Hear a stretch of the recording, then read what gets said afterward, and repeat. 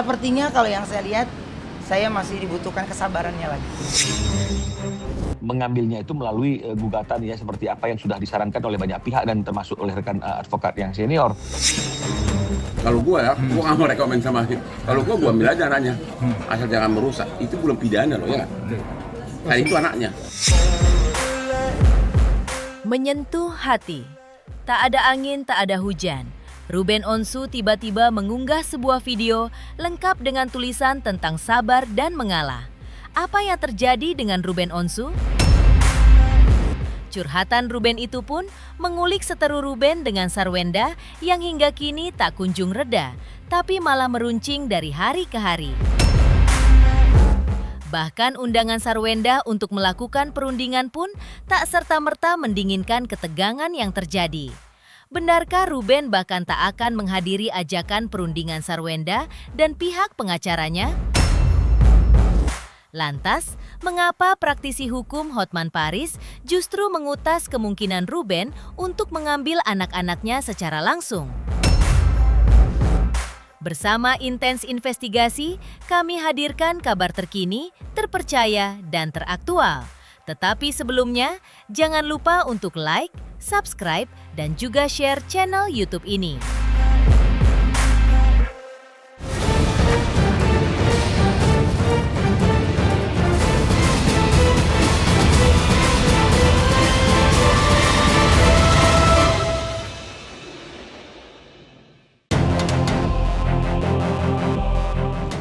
Mengejutkan sekaligus menyentuh. Tiba-tiba saja Ruben Onsu mengunggah video bernuansa senja dari pemandangan mobil pada akun sosmed pribadinya. Jenis sabar apalagi yang aku harus suruh badanku, pikiranku untuk mengalah. Yang sontak saja menjulangkan tanya. Masih tersandung masalah dengan sang mantan terkait anak-anak yang tak kunjung bisa ditemui. Mungkinkah tulisan Ruben ditujukan untuk masalah anaknya bersama mantan? Apa yang sebenarnya sedang terjadi dengan Ruben Onsu? Masih menjadi teka-teki. Pasalnya masih hitungan hari sebelum Ruben mengunggah video lengkap dengan tulisan status tentang kesabaran dan mengalah. Kala itu hadapan awak media termasuk Intens. Ruben yang membenarkan undangan perundingan dari Sarwenda dan pihaknya bahkan masih menunjukkan aura sabar menghadapi jadwal undangan yang tak pernah sesuai dengan jadwal waktunya. Karena Ruben harus menjalani ibadah umroh yang sudah dijadwalkan. Padahal yang diinginkan Ruben Onsu hanya sebuah pertemuan yang nyata dengan kedua anak-anaknya tanpa dipersulit. Saya udah diskusi sama Bang Minola, dari tanggalnya Bang Minola bisa, saya nggak bisa. Tapi ya alhamdulillah saya senang adanya bisa berdiskusi gitu ya. Mudah-mudahan ya ada titik terangnya gitu. Mudah-mudahan ada titik terangnya karena kan yang diobrolin dan yang diminta ini adalah cuman waktunya anak-anak doang, melebarnya jadi kemana-mana. Yang saya inginkan itu adalah bertemu sama anak-anak, hanya sayanya dan anak-anak saja. Apapun itu buat saya, Thalia Tania ya tetap anak saya. Gitu. Ya, Thalia Tania tetap anak saya, Thalia Tania tetap punya ayah yang masih ada. Gitu. Ya, hati ayah mana yang tak ingin bertemu langsung dengan darah dagingnya sendiri? Apalagi belakangan batin Ruben sempat dibuat terkejut oleh pernyataan sang buah hati yang meski masih belum lulus bangku SD, tapi tiba-tiba sudah mengucapkan kalimat pencitraan di hadapan Ruben tanpa tahu maknanya. Sontak saja sebagai ayah, batin Ruben pun dilecut keterkejutan luar biasa. Iya, kaget. Pasti kan setiap perubahan itu pasti kita berasa ya. Orang tua, teman-teman juga pastinya kalau ada yang udah punya anak atau ponakan atau siapapun yang kita tahu dari bayinya, kita tahu bahkan itu garisnya itu ya keturunan kita kan. Jadi kita tahu gitu. Jadi makanya itu yang saya bilang harus ketemu yang dimana ya tidak ada perantara dulu gitu. Tapi ya semua masih sepertinya kalau yang saya lihat saya masih dibutuhkan kesabarannya lagi. Dan bak sudah jatuh tertimpa tangga pula. Bukan cuma dari anaknya sendiri, tapi publik pun turut menjadi saksi betapa pihak Sarwenda juga pernah mengeluarkan kata-kata yang tidak pantas di ruang publik. Sehingga Ruben merasa bahwa dirinya juga punya batas kesabaran. Karena di balik predikatnya sebagai artis, Ruben Onsu juga manusia biasa yang bisa tertawa tapi juga bisa menangis, bahkan sakit hati ketika dilukai. Kalau saya ngomongin sabar, enggak juga lah. Saya juga manusia biasa aja gitu. Cuman ada beberapa hal yang harus saya pilah-pilah gitu. Tapi kan terkadang ada manusia yang ketika kita menggunakan hak jawab kita malah dibilang menjatuhkan. Kalau gue gini, gue harus bisa berbicara dengan diri gue sendiri dulu gitu. Iya, orang yang menerima kita dalam keadaan kita yang sekarang ini seneng. Kalau enggak so alim lo, cuy gitu. Kalau orang kagak demen, lu mau ngomong, lu mau kasih dia, lu pakai dia permadani dia nggak akan suka gitu. Sementara Minola Sebayang, tim pengacara Ruben Onsu, mengulik jadwal perundingan dengan Sarwenda dengan pihaknya yang kemungkinan bisa diubah, diundur hingga bulan Juli. Benarkah ada usaha mengakali waktu di balik jadwal pertemuan dari pihak Sarwenda? Pemirsa Intens Investigasi, jangan lupa saksikan terus Intens Investigasi dan pastikan jangan lupa untuk like, subscribe, dan juga komen. Tim redaksi Intens Investigasi juga mengucapkan banyak terima kasih kepada semua subscriber hingga kanal Intens Investigasi kini menuju 4 juta subscriber.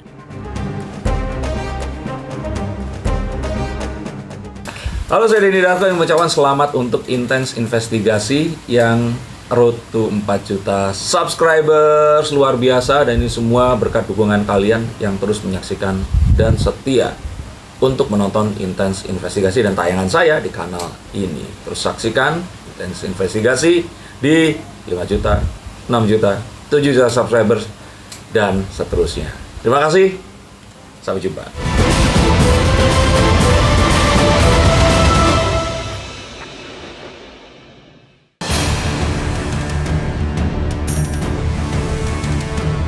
Unggahan Ruben Onsu yang tiba-tiba mengungkit kata sabar, apalagi yang aku harus suruh badanku, pikiranku untuk mengalah. Tak pelak mengulik ketegangan antara Ruben dengan sang mantan, yang hingga kini tak kunjung reda. Bahkan meski pihak Sarwenda telah mengirimkan surat undangan untuk melakukan perundingan, batas waktu 5 hari untuk merespon undangan yang ditetapkan oleh pihak Sarwenda pun mengulik reaksi mengejutkan dari pihak pengacara Ruben Onsu. Masalahnya, Minola Sebayang, pengacara Ruben, mengutas undangan dari pihak Sarwenda tersebut justru tak menyebutkan waktu dan tempat di mana Ruben dan Sarwenda bisa berunding. Belum lagi jadwal Ruben yang masih harus menjalankan ibadah umroh di Tanah Suci Mekah pada tanggal 22 Juni nanti. Saya harus katakan bahwa memang beberapa hari yang lalu kita mendapatkan surat dari kuasa hukumnya S. Ya. Surat itu adalah surat untuk mencoba mengajak kami untuk duduk membahas dan mendiskusikan hal-hal yang terkait peristiwa yang terjadi akhir-akhir ini dan juga bertemu untuk membicarakan bagaimana realisasi daripada Akta 39 gitu loh. Baru sekarang ngomong Akta 39-nya kan begitu. Nggak apa-apa, lebih baik terlambat daripada tidak sama sekali. Hanya saja dalam isi surat itu yang bicara tentang pertemuan itu tidak ada tanggal, tidak ada waktu, tidak ada tempat yang disampaikan dalam surat itu. Justru dia minta dalam waktu 5 hari kami yang akan menghubungi itu untuk menentukan kapan waktu untuk bertemu, kapan untuk berbicara tentang hal itu dan di mana tempatnya. Jadi lucu, mengundang tapi tidak ada waktu dan tempatnya gitu ya. Ya nggak ada masalah. Saya kira boleh-boleh saja. Artinya dia tidak ingin menentukan waktu tapi menyesuaikan dengan waktunya kita gitu. Tapi seharusnya kan yang sebaiknya itu ya undangan itu harus ada hari, waktu, dan tanggal gitu loh. Baru di bawah kita sampaikan lah. Misalnya kalau memang berhalangan kapan bisa untuk mereschedule gitu ya. Tapi nggak apa-apa. Namun kita belum sampaikan jawaban secara tertulis karena kami harus menentukan waktu dan jadwal. Ya karena kan rekan kami tidak menentukan waktu dan jadwal, berarti kan kita yang harus menentukan waktu dan jadwal. Nah, ketika kita cocokkan waktu dan jadwalnya, saya sendiri sampai hari ini masih sidang di luar kota dan mungkin akan lanjut sidang di luar kotanya itu sampai di atas tanggal 20 bahkan lewat tanggal 25 ya. Kira-kira Ruben bagaimana waktunya? Nah, Ruben menyampaikan bahwa tanggal 22 Juni ini dia umroh. Nah, jadi kemungkinan kalaupun misalnya ada waktu kesempatan untuk bertemu, maka itu mungkin akan terrealisasi di minggu pertama atau di sekitar bulan Juli. Sementara itu, Minola Sebayang juga menyampaikan adanya sejumlah poin yang sudah diatur dan disepakati pada saat perceraian, justru malah tidak ditaati oleh pihak Sarwenda. Di antaranya adalah pasal 39 yang pada klausul perjanjian mereka menyebutkan jatah pertemuan Ruben dengan anak-anaknya adalah 3 hari dalam 1 minggu, yang dari momen usai bercerai sampai sekarang belum terwujud. Sampai-sampai memaksa Ruben untuk menghentikan transfer nafkah anak senilai 200 juta rupiah setiap bulannya, yang hingga kini menggegerkan publik dan netizen. Yang tidak mentaati apa yang sudah diperjanjikan jauh-jauh hari, bukan jauh-jauh hari ya, artinya dalam proses perceraian tersebut dan ketika sudah masuk ke dalam perceraian, untuk mengantisipasi segala konsekuensi akibat perceraian itu, yang satu diantaranya adalah mengenai masalah anak, itu sudah diatur gitu ya, sudah diatur dan sudah disepakati tentang adanya waktu kumpul dengan ayah 3 hari dalam 1 minggu. Ini selalu terrealisasi dengan berbagai macam dalil, alasan dan pernyataan apapun itu ya. Apakah itu sibuk, apakah itu memang dulunya seperti itu. Nah ini sesuatu yang kalau menurut kami tidak dewasa ya. Karena ibu yang dewasa pasti dia akan memahami apa yang menjadi haknya dia dan apa yang menjadi kewajibannya dia. Salah satunya tentu adalah kewajibannya memberikan ruang dan waktu bagi anak-anak itu untuk bisa merasakan cinta kasih dari ayah, dan sudah juga disepakati bersama ada 2-3 hari dalam 1 minggu, itu harusnya direalisasikan gitu loh. Tidak ada alasan apapun yang membuat anak-anak tidak bisa mendapatkan apa yang menjadi haknya gitu loh. Ruben lebih memilih untuk melakukannya itu secara elegan, artinya dia menanyakan haknya itu kepada orang yang bersangkutan, kemudian mencoba memberikan pemahaman. Namun jika tidak, nah disinilah juga mulai bulat hati dan pikirannya untuk melakukan upaya mengambilnya itu melalui gugatan ya, seperti apa yang sudah disarankan oleh banyak pihak dan termasuk oleh rekan advokat yang senior. Jadi memang itu sudah kita persiapkan dan juga sudah ada permintaan dari Ruben agar itu dijalankan. Jadi artinya kan mungkin dalam waktu yang tidak lama itu mungkin akan bisa dilakukan. Dan ketika itu dilakukan ya kami berharap masyarakat tetap memberikan support, semangat kepada Ruben, dan juga mudah-mudahan proses dalam persidangannya juga ada hati nurani dari para pihak yang memeriksa perkara ini. Lantas, bagaimana dengan persiapan serius Ruben Onsu dan tim pengacaranya untuk memperebutkan hak asuh anak? Mengapa praktisi hukum Hotman Paris malah mengungkit tak perlu menempuh jalur hukum, tapi langsung mengambil anak-anaknya dari tangan sang mantan?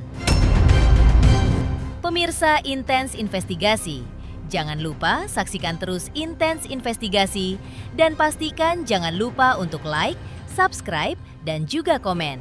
Tim redaksi Intens Investigasi juga mengucapkan banyak terima kasih kepada semua subscriber hingga kanal Intens Investigasi kini menuju 4 juta subscriber.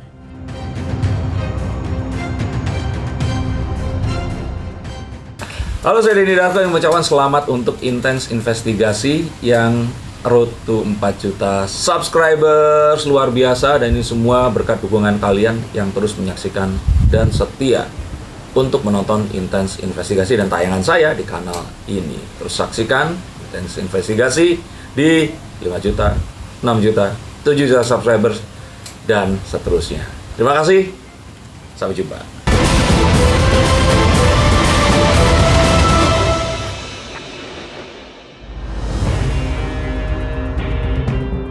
Tak kunjung menuai titik terang jalan untuk bisa bertemu dan memeluk anak-anaknya kembali. Ruben Onsu pun dikabarkan kian serius mempersiapkan langkah untuk menempuh jalur hukum bersama tim pengacaranya. Yang sontak saja menjulangkan tanya, Jika banyak selebriti yang sedang ditimpa masalah atau ingin dikabulkan doa, pentingnya melakukan ibadah umroh dan berdoa di hadapan Ka'bah. Mungkinkah karena ini, Ruben yang sudah menjalani ibadah umroh untuk ketiga kalinya di bulan Februari 2026 lalu itu, kembali berangkat ke Tanah Suci di bulan Juni? Entahlah. Yang jelas, praktisi hukum Hotman Paris mengulik celah hukum yang mengejutkan untuk Ruben. Pasalnya, Hotman Paris malah mengungkit bahwa Ruben tak perlu menempuh jalur hukum. Sebagai ayah kandung, Ruben bisa saja langsung mengambil anak-anaknya dari asuhan sang mantan tanpa terkena dampak hukum. Kalau dilanggar, putusan pengadilan sebelumnya gugat minta dirubah. Makanya dia harus buktikan bahwa apakah benar ibunya tidak mampu memberikan kesejahteraan sama anaknya, dan dia harus buktikan apakah melanggar putusan pengadilan tentang pengasuhan, pembagian waktu dan sebagainya. Harus gugat. Kalau laki mau, Ruben mau, sebenarnya dia ambil pun anaknya, asal jangan merusak. Asal jangan merusak, itu belum pidana loh ya. Kan itu anaknya. Kalau gua nggak mau rekomen sama him. Kalau gua ambil aja anaknya. Kalau gua ya itu kan gua bapaknya. Tidak tergolong penculikan. Masuk dalam arti tidak melanggar hukum. Kalau masuk tanpa izin kena lagi.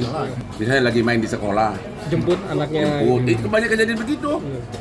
Itu lagi main di mall. Selalu begitu kasusnya.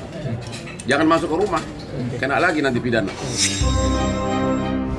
Demikian pemirsa, kabar terkini, terpercaya, dan teraktual yang kami hadirkan hari ini. Jangan lupa saksikan terusi Intens Investigasi dan pastikan jangan lupa untuk like, subscribe, share, dan juga komen.